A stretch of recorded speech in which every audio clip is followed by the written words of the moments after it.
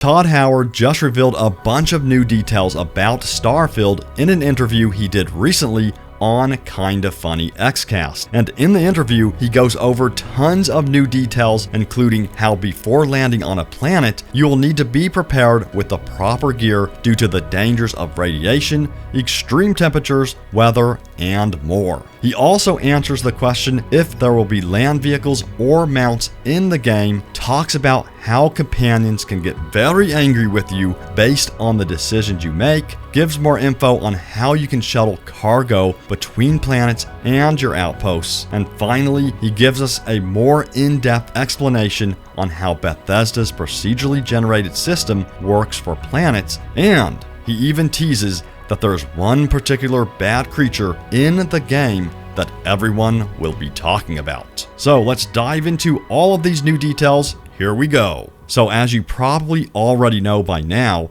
you can board ships and steal them in Starfield, and once you do, you then own that ship. Well, when Todd Howard was asked if we can upgrade and customize ships that we steal, he said the following. He said, "They're all upgradable. Ships that you steal go through the same ship builder that you all saw in the Starfield Direct presentation. When you steal one, we do make you register it. If you want to modify it or use it in those ways, you have to spend credits to go register it. And that's for us to keep it from the economy kind of spiraling in those ways. Once you register your ship, then you go through the whole loop of upgrading it. I will say that that's a very deep system and one that we expect for late game. It's not like you start the game and then you're going to get right into shipbuilding." End quote. So yeah, as Todd Howard stated, this is definitely going to be something that you build up to in the game and something that sounds like it's going to be very rewarding. He also talked more on Outposts and the trade system in the game and said, "So Outposts, kind of like I was talking about with shipbuilding, is a very deep system and it does involve a lot of resources to really do what you want to do. You're going to need to develop your character skills. You're going to have to collect those resources. But there is a ton there, and you can actually somewhat connect them between planets, shuttling cargo between them. So it's a really, really cool system, but like shipbuilding, it's not really meant as an early player kind of system. It's meant to be one that you're going to play over a long period of time." End quote. He also briefly mentioned that yes, this means that your outposts will serve as an economy generator, so managing them will be very important. You will also need to prepare yourself for the dangers and perils of the planet before landing, and multiple biomes can also be located on one planet as well. And this is what Todd Howard had to say about this. He said, "We have a lot of biomes. We do look at temperature, we look at the radiation, we look at all of those things on a planet. You can get certain elements if you're not ready, and certain weather things can come through. So there are obviously planets that will have one type of biome, and there are planets that will have a whole bunch." End quote. So this is very interesting here, especially the comment about the weather. I'm really curious to see just how bad the weather is going to get on some of these planets and if the weather will be dynamic. It sounds like it will be because he did say weather things can come through, indicating that it might be a dynamic weather event that can happen. And now let's talk about companions. He also mentioned that companions can get angry with you and said the following about this. He said, "Depending on the choices you make, your companions can get angry with you, and then the relationship that you have with the companion can change based on the decisions you're making in the game." End quote. Now, Todd Howard also said that you can play solo if you don't want any crew members or companions, and that there are different traits and skills that support this kind of lone wolf play style. He then talked about how there are a lot of different things you can do with your companions and told the Kinda Funny Xcast that you can leave companions behind. You can tell them where to go. You can assign them to outposts. You can assign them to ships that you're not using and things like that. End quote. And yes, all of your crew members can actually be all robots. So if your dream is to command an entire robot crew, then your dream has been granted. And when asked about which companions you can have a romantic relationship with, he mentioned that the 4 main constellation companions are the ones you can have a romantic relationship with. He also briefly spoke about making money for exploring and surveying planets, and I think this part of the game is going to be a lot of fun as well. So this is what Todd Howard said.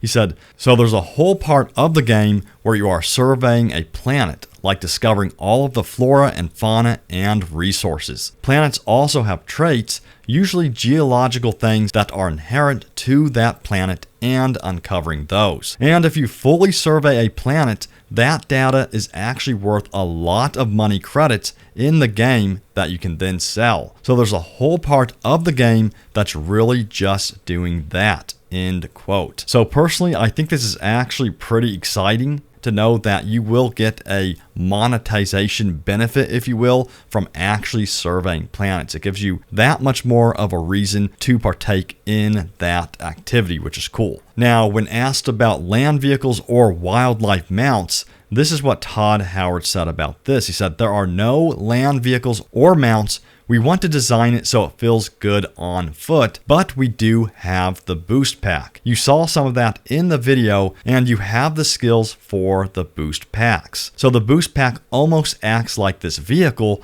super fun, where you can fly through, and then the low gravity planets are just really, really sleek and special in the game. End quote. So yeah, I'm glad that they have the boost pack, of course. I'm really looking forward to using that. It looks like a lot of fun, but I do have to say that I hope they add land vehicles in an upcoming DLC. It would be really cool to see like rovers and stuff like that. So hopefully we get it in a future DLC update. Now, there has been some concern about the 1,000 procedurally generated planets not feeling handcrafted enough in the game, and that there won't be enough to do on these planets, and that they may actually feel barren. Well, Todd Howard responded to these concerns, and he said, now obviously planets are procedural. There's no way we're going to handcraft an entire planet. So what we do is handcraft individual locations, and some of those are placed specifically, including the main cities and other quests locations. And then we have a suite of them that are generated or placed when you land, depending on that planet. End quote. He also mentioned that they wanted to strike a balance with the planets in terms of realism. In other words, some planets may feel completely barren on purpose because the team at Bethesda wants you to get that feeling that you are the only person on that planet. Plus, it's very realistic that some planets are indeed barren. Also, the Kinda Funny crew asked about any standout creatures in the game, like really frightening creatures, and this is what Todd Howard had to say. He said, so I mean, there's definitely a few. There's one really bad one. You have to play it. End quote. He also briefly mentioned that hostile creatures may end up attacking docile ones and interrupt your exploration of a planet. And finally, he did reveal how the grav drive on the ships work. So he said grav drive stands for the graviton loop filled array. The way that the different bands bend space in front of you, you're actually taking space and you're folding it. You're bringing the space toward you. End quote. So this is very interesting to hear how the grav drive works, and it's something that a lot of people, including myself, have wanted to know, so it's cool that he included that detail in the interview. But that's going to do it for the video, fellow astronauts. If you enjoyed it, you know what to do. Hit that like button. I'll be back again for more Starfield goodness in upcoming videos. I'm loving talking about the game with you all and counting down to its release date in September, and I'll see you all later, fellow astronauts.